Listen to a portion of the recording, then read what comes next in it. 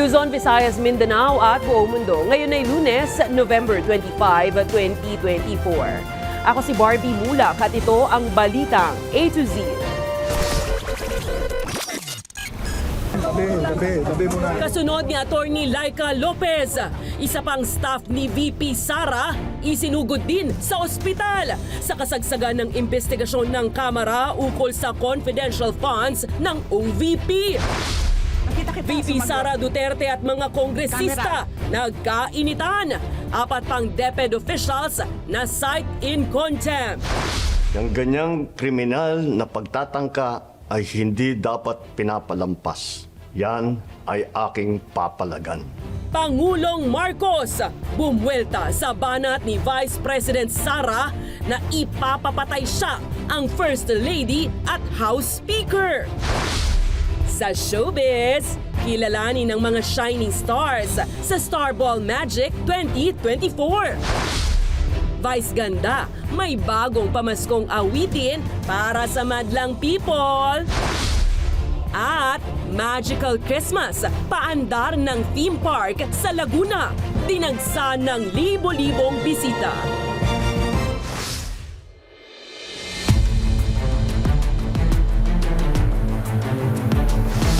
Magandang gabi, pambungad sa ating newscast. Isa pang opisyal ng Office of the Vice President ang itinakbo sa ospital ngayong gabi sa kasagsagan ng House hearing ukol sa 125 million peso confidential funds ng OVP. Matapos makailang beses na tumangging magpakita sa House hearing, first time ngayong Lunes, umattend ang OVP Special Disbursing Officer na si Gina Acosta.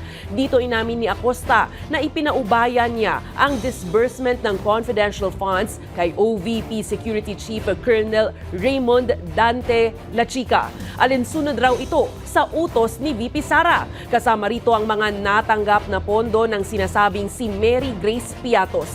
Sa isang punto ng pagdinig, pumagitna si VP Sara at humingi ng suspensyon para makapagpahinga si Acosta sa mga tanong.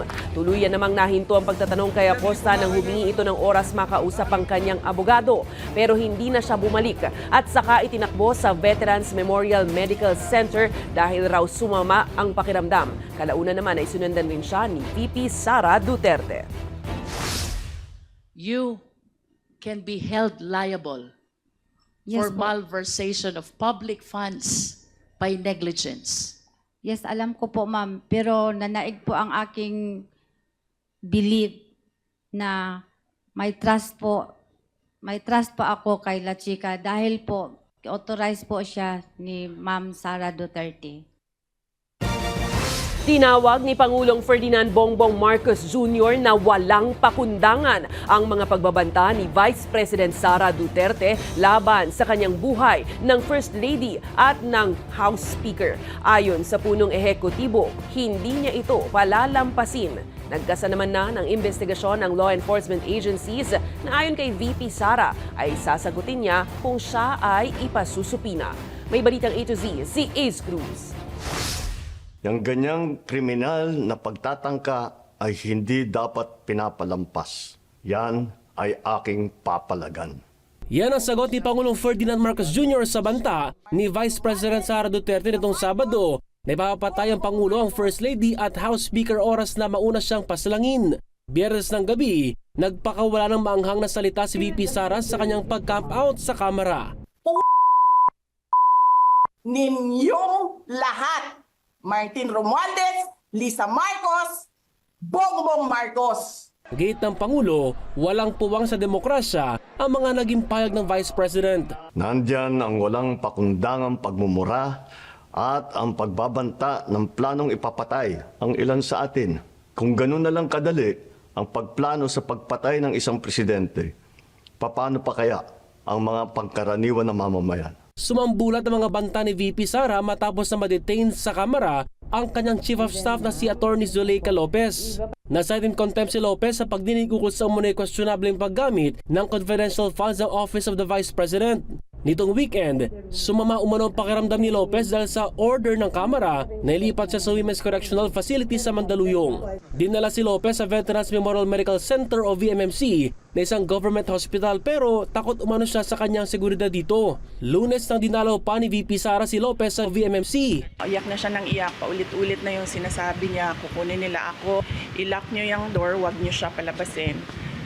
Wag niyo ako daw, wag niyo palabasin si Inday Sara, ilock niyo yung door. Hindi na lang umalis si Senator Bato, nag-concede na lang siya na magstay dito. Pahayag ni Pangulong Marcos Jr., magsabi niya lang ng totoo si VP Sara sa investigasyon ukol sa kanyang confidential funds. Hindi na sanang hahantong sa ganitong drama kung sasakodin lamang ang mga lehitimong katanungan sa Senado at sa House of Representatives. Ang katotohanan ay hindi dapat itokhang. Tapos na sana ang usapang ito. Bilang lingkod bayan ay magsabi ng totoo at hindi hahadlangan. Imbis na diretsahang sagot, nililihis pa sa kwentong chicheria. Pinasinungalingan ni Duterte na banta sa Pangulo ang kanyang mga naging pahayag pero ayon sa National Security Council o NSC na sineseryoso nila ang anumang pahayag laban sa buhay ng Pangulo. Kaya't binuweltahan ng BC ang NSC at sinabing siya ang nakakatanggap ng banta sa buhay. Please include in the agenda for the next meeting my request to present to the Council the threats to my person, the OVP institution, and its personnel. Hindi kami nakakatanggap ng any information regarding the threat on the life of the Vice President. Ayon sa mga otoridad, kailangan imbestigahan kung may basihan ang mga banta ng bise laban sa Pangulo. Kung totoo nga bang may hitman, kung totoong baka naman walang hitman, o baka naman yan ay figure of speech na naman. Kasama po ang pag-i-issue po ng subpoena kay Vice President Sara na humarap sa NBI para bigyan po ng kaliwanagan ang kanyang mga pananalita. Dahil po diretsuhan niyang sinabi na siya po ay kumuha na ng tao, na siya pong gagawa ng pagpatay hindi lang po sa Pangulo, kasama po ang ating First Lady at ang ating Speaker of the House. Hindi po tama pong pananalita na nanggagaling po sa napakataas na opisyalis ng ating bayan. Sinabi ng bise na handa siyang sumagot sa anumang tanong ng law enforcement agency sakali matanggap ang subpoena mula sa NBI. Para sa Balitang A to Z, Ace Cruz.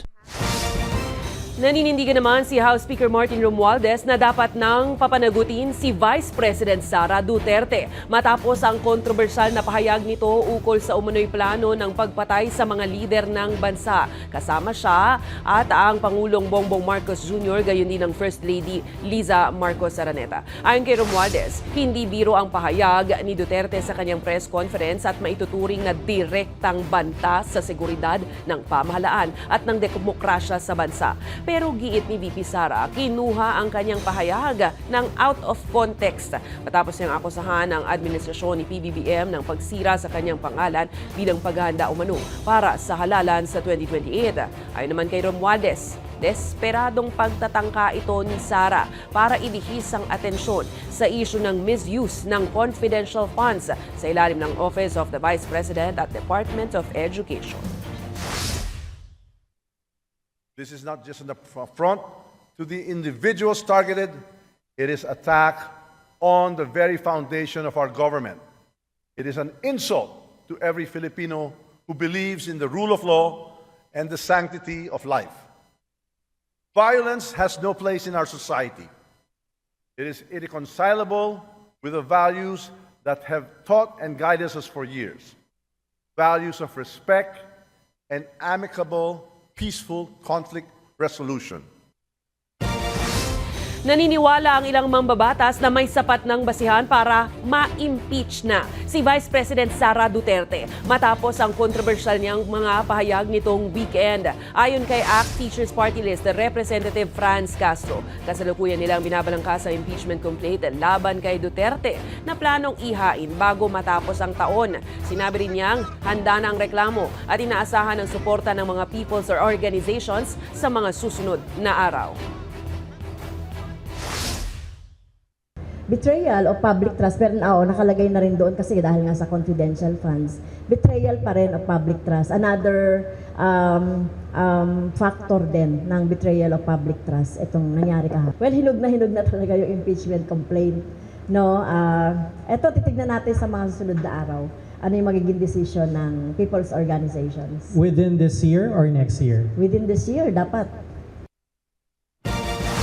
Sa iba pang balita, nananatili pa rin daw sa Pilipinas ang dating Duterte Government Presidential Spokesperson Harry Roque ayon sa Bureau of Immigration.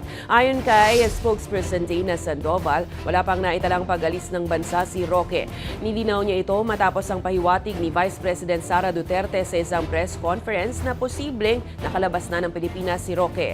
Agosto, naglabas ng Immigration Lookout Bulletin Order laban kay Roque kasunod ng hiwalay na ilbo sa kanyang asawang si Myla noong Setyembre. Hindi dumalo ang mag-asawa sa mga pagdinig ng House Quad Committee kaugnay ng umano'y partisipasyon nila sa Philippine Offshore Gaming Operation o POGO.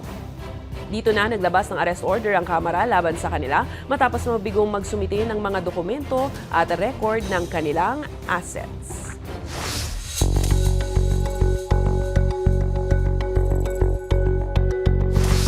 Uminit ang eksena sa pagdinig ng House Committee nitong Lunes nang magharap si Vice President Sara Duterte at ilang mambabatas kaugnay ng paggamit ng pondo ng Office of the Vice President at Department of Education.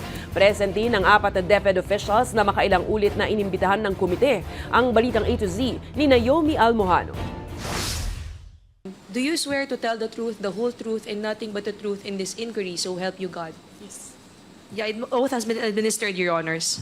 Kung dati hindi talaga nagpapapilit na manumpa si Vice President Sara Duterte sa pagdinig ng Kongreso, ngayon walang atubiling nanumpa si Duterte bago ibigay ang kanyang salaysay sa pagdinig ng House Committee on Good Government and Public Accountability. Gayunpaman, agad din siyang nakipagsagutan sa mga mambabatas dahil sa mga patakaran at kautusan ng komite. Tensyon din ang namuo nang mapag-usapan na ang issue sa pagkakakulong ng OVP Chief of Staff Zulaika Lopez matapos makontempt ng komite. Sinabi mo, Secretary, hindi nyo alam lahat na ang nag-a-appoint ay President. Suspension is declared by the chair. Pero mas lalo pang naging mainit nang akusahan ni VP Sara ang komite na pinagkakaita ng kalayaan si Lopez. That is the decision of the committee as a whole. Sana po respetuhin po ninyo. Yes, sir. Kung meron pong remedy, alam naman po ninyo bilang abogado na tama po yung sinasabi ni Congressman Acop, pwede po tayong mag-file ng relief sa court. Okay, sige sir. Tinutulungan ko lang kayo, sir, kasi napapahiya ang Pilipinas. Ganito ba ang House of Representatives? Tinutulungan ko lang kayo. Samantala, dumalo rin sa pagdinig ang 4 na DepEd officials na una nang na-cite in contempt dahil sa sunod-sunod na hindi pagsipot sa hearing. Kabilang dito si DepEd Special Disbursing Officer Edward Fajarda na personal niyang inamin na nag-withdraw ng 37.5 million pesos ng 3 beses noong 2023 at direkta siyang nakikipag-usap kay VP Sara kaugnay ng confidential funds. Pwede niyo po kaya mailarawan sa amin kung gaano kalaki yung vault na pinaglalagyan po ng pera? Ito po ba'y kasing laki ninyo? Mas mataas po ako ng konti. Almost yung laki ko po. Pinangalanan din ni Fajarda si Colonel Dennis Nolasco bilang tagapamahala ng disbursement ng milyones na pera. Dahil dito, ipatatawag ng komite si Nolasco para magpaliwanag sa susunod na pagdinig. Habang hindi naman nakadalo si Attorney Lopez sa pagdinig dahil sa acute stress disorder, dahilan para ma-extend ng 10 araw ang kanyang detention period. Para sa Balitang A to Z, Naomi Almohano.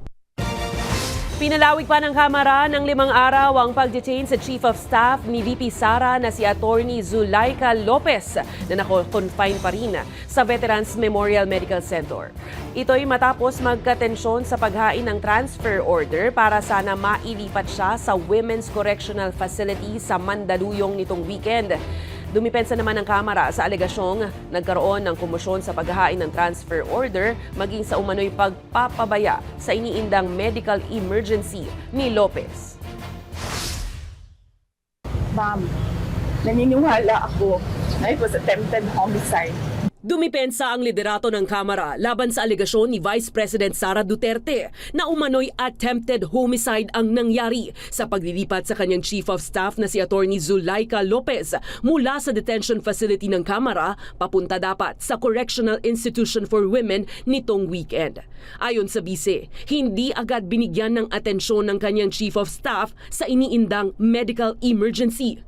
Bago ang paglipat, nakapag-livestream pa si Lopez mula sa batasan para ireklamo ang kanyang transfer order na inilabas bago maghating gabi pa Sabado. I do not understand why they just go to your room, get your phones, and then just tell you that they will move you to a women's correctional at 12 o'clock. Meron pa bang batas yan? Don't people get rights anymore? Pero sa House hearing ngayong Lunes, isa-isang pinabulaanan ng Kamara ang mga paratang. Sa iba pang videos, makikitang walang komosyon sa paghahain ng transfer order. We requested the Philippine National Police na magpadala ng ambulansya, which I know is about 15 to 20 minutes. Bakit po ma'am yung ambulansya ng Philippine National Police?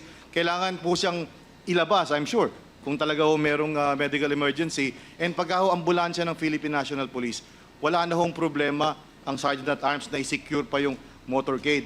Dahil wala na po akong tao, ma'am. Sa kabila nito, ayon sa Philippine National Police, iimbestigahan nila kung may nalabag nga bang protocol ang kanilang tauhan sa paglipat kay Lopez. If there are lapses on the part of the PNP personnel, then the PNP will take action on that. But yung presence po ng ating mga pulis, yung mga actions po nila is again within the framework. Nananatili pa rin si Lopez sa Veterans Memorial Medical Center kung saan siya dinala dahil sa acute stress disorder. Pero sakaling matuloy ang paglipat kay Lopez sa Women's Correctional, ayon sa Bucor, nakahanda na ang de-aircon na pasilidad para sa kanya. Just like Cassandra Ong na nandun sa akin ngayon, may adjacent room na ganong kalaki din, comfortable, no? May aircon naman. May bantay kami doon. May bantay kami. Si Cassandra Ong, there's a 24 hours ang bantay. Si Lopez o Attorney Laika ay malapit na staff ni VP Sara na nagsilbing City Administrator ng Davao sa 2 termino ni Inday Sara bilang alkalde ng lungsod. Ipinakontempt si Lopez ng Kamara at idinetain kaugnay sa investigasyon sa umano'y maanumalyang paggamit ng confidential funds ng OVP. Pinalawig pa ng 5 araw ng Kamara ang pagdetain sa Chief of Staff ni VP Sara.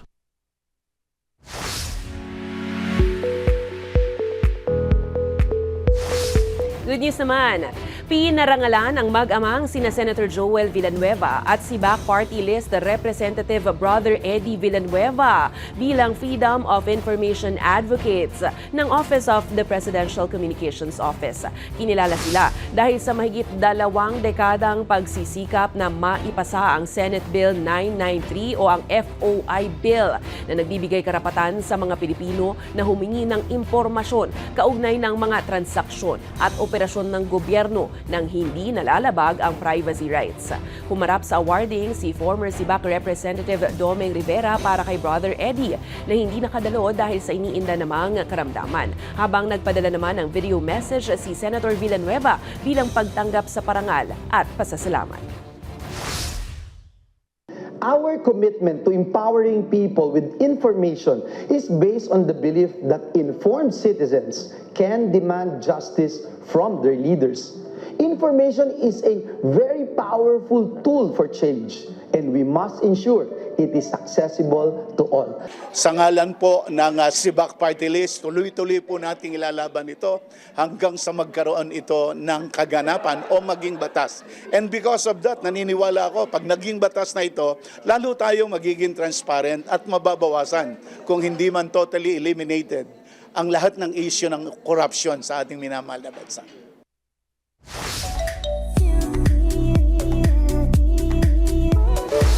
Dahil gustong mapasaya ang lahat, 2 bagong Christmas songs ang regalo ni Mimi Vice Ganda sa kanyang fans ngayong Pasko. Pinakilig ni Vice Ganda ang Madalang People sa paglabas ng kanyang awiting Paskong Pinakamasaya at Rainbow Christmas.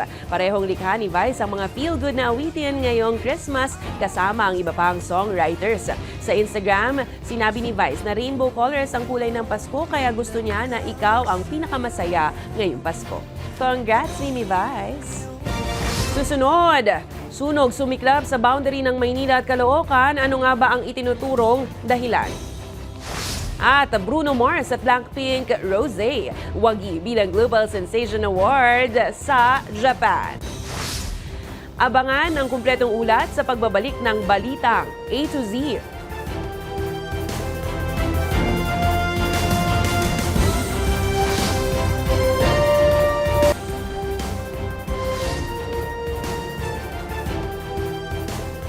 Magkakasunod na sunog ang tumupok sa maraming kabahayan sa lungsod ng Maynila. Kahapon sa Isla Puting Bato sa Tondo. Ngayon naman sa isang komunidad sa boundary ng Maynila at South Caloocan City. Ang Balitang A to Z ni Ian Maghanon.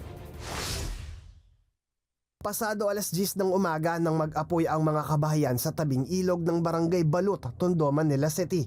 Lagpas 20 mga fire truck mula Bureau of Fire Protection ng Maynila at Caloocan City ang pawang nagtulungan para maapula ang apoy. Bali nag-start yan, sir, sa AUR ng Caloocan. Pero since boundary na ng Manila, nagpadala na rin sila ng mga fire truck nila. Hindi bababa sa 15 mga kabahayan ang natupok at 30 pamilya naman ang lubhang naapektuhan. Gawa kasi sa kahoy at tabla ang mga nasunog kaya't mabilis din kumalat ang apoy na umabot ng ikalawang alarma. Mga ka-A2Z, nandito po tayo ngayon sa boundary ng Barangay Maypaho, South Caloocan City at ng Barangay Balut, Manila City dito sa Tondo kung saan patuloy na inaapula ng mga bumbero ang sunog na nangyayari dito sa lugar na to. Kung mapapansin ninyo, malaki yung usok at malakas yung hangin at meron pang nagsaseparate o humihiwalay na ilog sa lugar na to kung saan responde yung mga bumbero dahilan para mahirapan sila sa pag-apula ng apoy.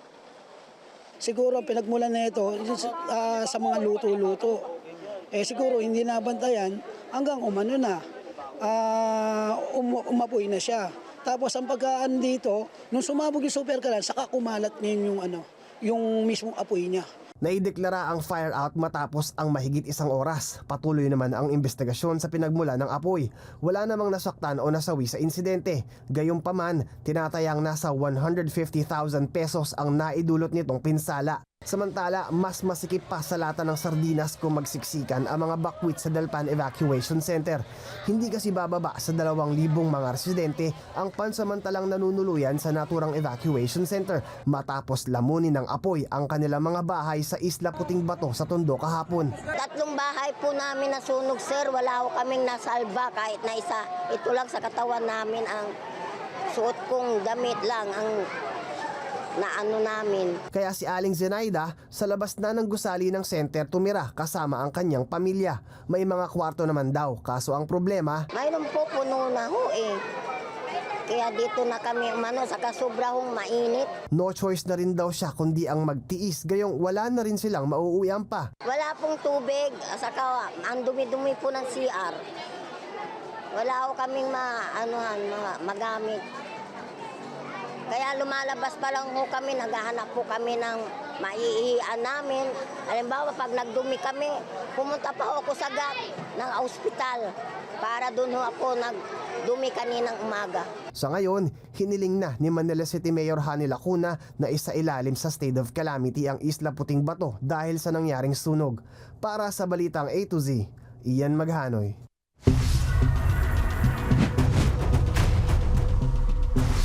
Magpapatuloy ng sentensya sa Pilipinas si Mary Jane Veloso matapos ang mahabang taong hatol sa kanya sa Indonesia. Ayon sa Bureau of Corrections, sasailalim na lang siya sa isang minimum security compound ng Correctional Institution for Women. Depende sa mapipili niya kung sa Metro Manila, sa Palawan o sa Davao siya magpapakulong.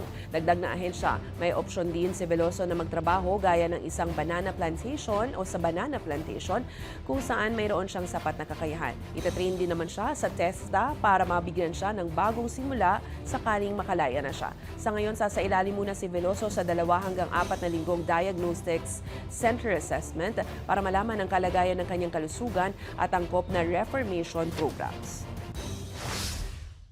If she will prepare sa Palawan, kasi mas maaliwalas doon,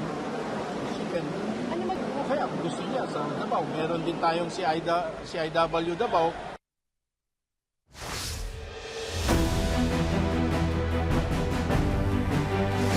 Pasado alas 9 ngayong gabi, lumipad na palabas ng bansa ang Pangulong Ferdinand Marcos Jr. para sa isang araw na working visit sa United Arab Emirates. Pero hindi gaya ng nakagawian na inihahabilin kay VP Sara Duterte ang bansa. Ayon sa Malacanang, mangunguna bilang caretaker committee sina Executive Secretary Lucas Bersamin, Justice Secretary Jesus Crispin Remulla at Agrarian Reform Secretary Conrado Estrella III. Nakatakdang makipagpulong si Marcos kay Sheikh Mohammed bin Zayed Al Nahyan sa Abu Dhabi. Target nito ang pirmahan ng kasunduan para palakasin pa ang ugnayan ng Pilipinas at UAE. Binawasan naman ang delegasyon ni Marcos para agad siyang makabalik sa bansa at masusing tutukan ng relief at reconstruction efforts sa mga lugar na sinalanta ng 6 na magkakasunod na bagyo. Tumaas ng 80% ang dengue cases sa bansa nitong Oktubre at Nobyembre kumpara yan sa nakaraang taon ayon sa Department of Health. Isa sa mga hotspot ang Dasmariñas, Cavite na nasa state of calamity na dahil sa mabilis na pagdami ng kaso roon. Ayon kay Health Secretary Ted Herbosa, nakapagtala ng 50 hanggang 70 na kaso ng dengue ang bawat barangay sa Dasmariñas. Agad namang kumilos ng DOH at mga lokal na pamahalaan para maglinis at sirain ang mga pinamumugaran ng lamok na sanhi ng sakit. Ayon pa sa ahensya, 5 kabataan na ang nasawi dahil sa dengue. Kaya naman pinaalalahanan ng publiko na agad dalhin sa ospital ang mga pasyente para maiwasan ang dengue shock syndrome. So mas maganda madala ng mas maaga para ma-hydrate at mabantayan yung kanilang platelet count at hindi umabot sa tinatawag na dengue shock syndrome na kinamamatay kung huli na nadadala.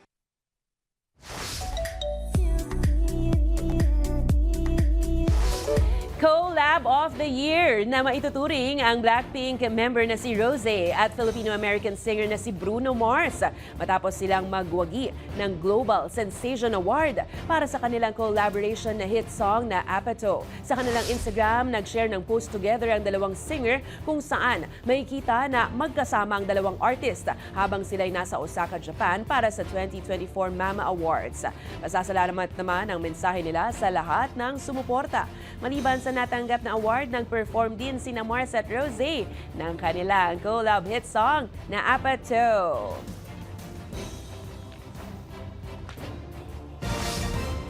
Sa aming pagbabalik, kilalanin ang kapamilya stars na bumida sa rampahan at fashion sa Star Magic Christmas Ball 2024.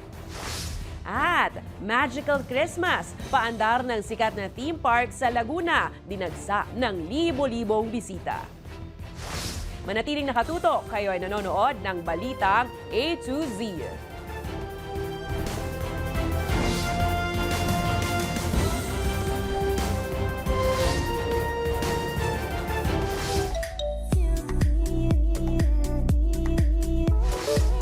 Nagpasiklaban sa kanilang Christmas-inspired outfits ang kapamilya celebrities sa Star Magic Christmas Ball 2024 nitong linggo. Todo flex ang mga dumalong celebrities habang rumarampa sa white carpet. Suot ang kanilang stylish at whimsical look inspired sa nalalapit na pagdiriwang ng Kapaskuhan. Kabilang sa mga head-turning pairs, sina Donnie Pangilinan at Bel Mariano, Ronnie Alonto at Luisa Andaliao, Francine Diaz at Seth Fedelin at RK Bagatsing at Jane Oinesa. Namanghari ng lahat sa fairy-inspired purple dress ni PBB Gen 11 winner Fiang Smith. Pasabog naman ang Nation's Girl Group na Bini sa kanilang Noche Buena-inspired outfits na kumilala sa kanila ng Star Magic Artist of the Year Award.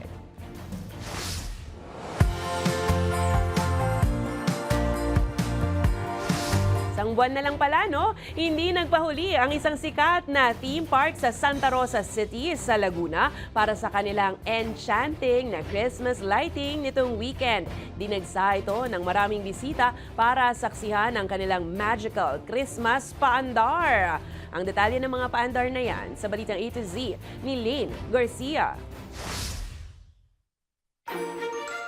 Maningning, makulay, at puno ng saya ang naging pagdiriwang ng pinakamahiwagang amusement park sa bansa, ang Enchanted Kingdom sa Santa Rosa City, Laguna. Almost 1.5 hours lang from the metro. For sure, magical na ang experience nyo.